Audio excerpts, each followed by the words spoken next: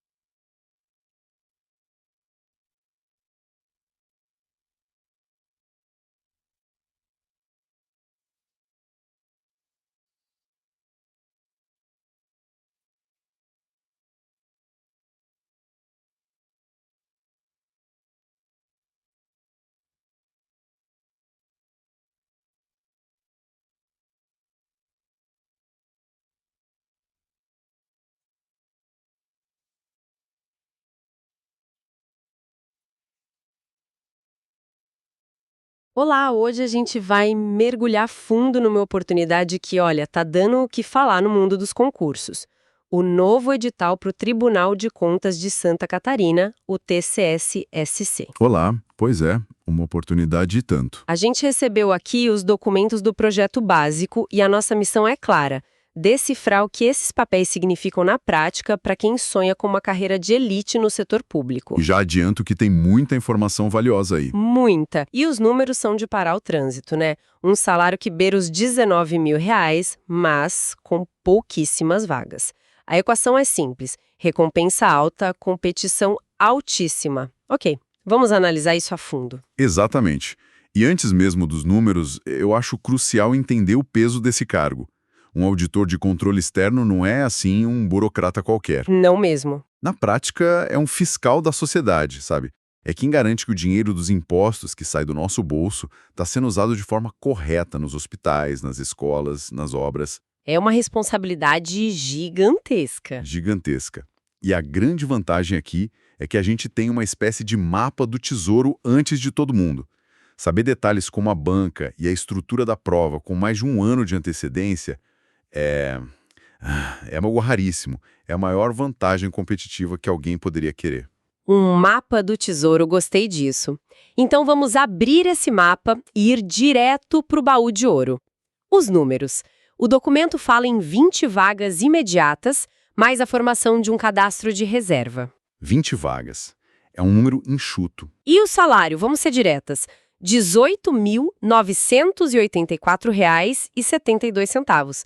É um número que muda a vida de qualquer pessoa, né? Muda, sem dúvida.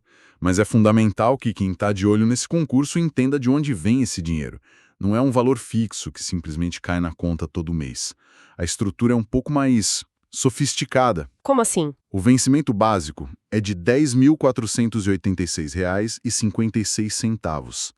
A mágica, digamos assim, acontece com a gratificação de desempenho e produtividade, que pode adicionar até R$ 8.498,16 a esse valor. Espera um pouco. Isso é um ponto crucial. Quer dizer que quase metade da remuneração total é variável, dependendo de desempenho? Exato. Isso quebra completamente aquela imagem antiga do servidor público que só cumpre horário. É quase um modelo de empresa privada dentro do serviço público. É exatamente essa leitura. E é uma tendência, viu? Principalmente nos órgãos de controle mais modernos. O recado é claro. O TCE-SC não busca só alguém com conhecimento técnico, mas um profissional proativo que entrega resultado. A sua performance na análise de processos, na elaboração de relatórios, na identificação de irregularidades, tudo isso se reflete diretamente na sua remuneração. Isso atrai um perfil de profissional muito mais dinâmico, mais engajado. Aqui é que a coisa fica realmente interessante. Se o salário já é um atrativo imenso, a quantidade de vagas, só 20, pode ser um balde de água fria.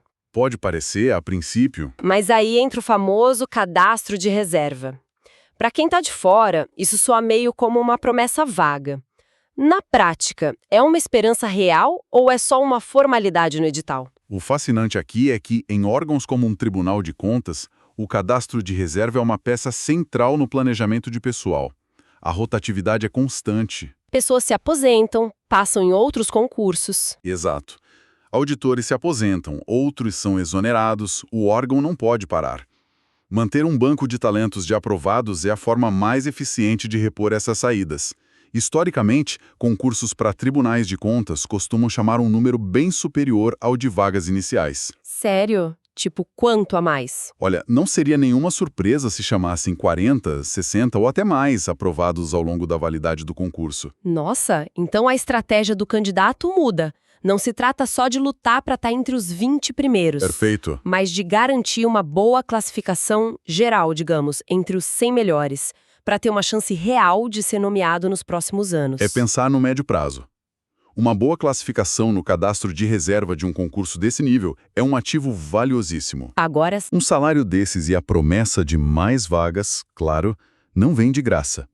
E isso nos leva direto ao primeiro grande obstáculo que esse mapa do tesouro revela: o guardião do portão, a banca organizadora. e que guardião? Não é qualquer uma. É a Fundação Getúlio Vargas, a FGV. Quem estuda para concursos de alto nível ouve esse nome e já sente um arrepio, né? Existe uma mística em torno da FGV. Isso é justificado. Se a gente conectar isso ao quadro geral, a escolha da banca é talvez a informação mais estratégica de todas. E a mística é totalmente justificada. A FGV não testa se você memorizou o texto da lei. Ela te joga dentro de um problema real. Como assim um problema real? Imagina que a questão te apresenta um cenário complexo. Uma prefeitura fez uma licitação de emergência, sem concorrência, para uma obra milionária usando a desculpa de uma chuva forte. Ok, um caso clássico. A questão não vai te perguntar qual o artigo da lei de licitações. Ela vai te perguntar, essencialmente, e agora, auditor, qual sua primeira providência? Qual documento você pediria? Qual o indício de fraude mais evidente aqui? Uau! Isso muda tudo. Não é sobre saber, é sobre saber o que fazer com o que se sabe. Precisamente. Então não adianta o candidato passar meses maratonando a leitura da lei seca, achando que vai chegar lá e encontrar perguntas diretas. O buraco é muito mais embaixo. Entendi. A FGV testa julgamentos sobre pressão, não apenas memória. As provas de português deles, por exemplo, são famosas. Textos filosóficos longos que exigem uma capacidade de interpretação e de inferência brutal. Nas provas de direito, os casos são ambíguos, cheios de nuances. Eles querem ver como a pessoa pensa no terreno cinzento. Exato, que é o dia a dia do controle externo. Saber disso agora, com o edital previsto só para janeiro de 2026, é um presente. Com certeza. Ter mais de um ano para se adaptar a esse estilo de pensamento é uma vantagem imensa. O relógio já está correndo, mas pelo menos os candidatos sabem em qual direção correr. Exato. Quem começar agora a pensar como a FGV, resolvendo centenas ou, melhor, milhares de questões anteriores, vai criar uma familiaridade com esse raciocínio. Certo. No dia da prova, não vai ter surpresa. É como um lutador que estuda os vídeos do adversário por um ano. Ele já conhece cada movimento, cada tendência. A preparação deixa de ser genérica e passa a ser cirúrgica. E esse jogo, como você disse, tem múltiplas fases. O processo seletivo é um verdadeiro triatlo intelectual. São 3 etapas: prova objetiva, prova discursiva e, por fim, a avaliação de títulos. É uma jornada longa. A objetiva já dá o tom. 100 questões, sendo 40 de conhecimentos gerais e 60 de conhecimentos específicos. Essa divisão de 40 a 60 já é um direcionamento bem claro, né? O coração da prova está nas matérias específicas. Auditoria governamental, contabilidade pública, controle externo, direito administrativo. A base de tudo. Dominar esses temas não é um diferencial. É o ingresso para continuar no jogo. É o mínimo para ser competitivo. E depois dessa primeira barreira, vem a etapa que, para muitos, é a grande muralha, a prova discursiva. E a estrutura dela é intimidadora. Uma peça técnica e mais 4 questões subjetivas. Sim, é o grande desafio. Peça técnica soa muito abstrato para quem não é da área. O que é isso na prática? A pessoa recebe um calhamaço de papel e tem que fazer o quê? Essa é a pergunta de $1 milhão. Pensa na peça técnica como a cena do crime para um detetive. O candidato recebe um conjunto de documentos, um contrato suspeito, notas fiscais, relatório de medição de uma obra. Sei. A tarefa é analisar tudo aquilo e redigir o documento oficial que daria início a uma investigação. Um parecer apontando as irregularidades, um relatório de auditoria detalhando os achados, uma representação ao Ministério Público. É o trabalho real simulado na prova. Entendi. É uma avaliação de competência prática pura. Eles querem saber se no primeiro dia de trabalho a pessoa já saberia como agir diante de um caso real. É a simulação definitiva. Exatamente. Isso levanta uma questão importante sobre o perfil profissional que o TCSC busca. Eles não querem um teórico, um acadêmico. Querem alguém que saiba aplicar o conhecimento para resolver problemas concretos e complexos. E que saiba comunicar isso de forma técnica, né? E que saiba comunicar suas conclusões de forma clara e fundamentada. As 4 questões discursivas complementam isso, aprofundando em pontos específicos, mas a peça técnica, essa é o grande teste de fogo. Com um desafio prático dessa magnitude, a preparação tem que ser igualmente prática. Não dá para treinar para isso só lendo apostilas e vendo videoaula, certo? Como um candidato simula essa experiência de forma eficaz? Essa é a chave. A teoria é a base, mas a aprovação vem da prática exaustiva. É como aprender a dirigir. Você pode ler todos os manuais, mas só vai aprender de verdade sentando no carro e indo para a rua.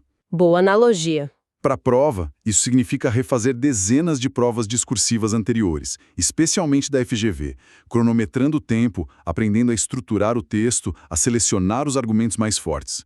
O preparo estratégico é o que diferencia. E ter as ferramentas certas faz toda a diferença. Exatamente. Se você é estudante e quer se preparar de verdade, entra agora em medcob.com.br, baixa o app e aproveita o maior banco de questões do Brasil com provas anteriores de todas as instituições, questões comentadas, resumos práticos, aulas completas e flashcards prontos para revisar onde quiser. Ter um arsenal desses à disposição é fundamental para simular o cenário real da prova e chegar lá preparado para a batalha. Faz todo sentido.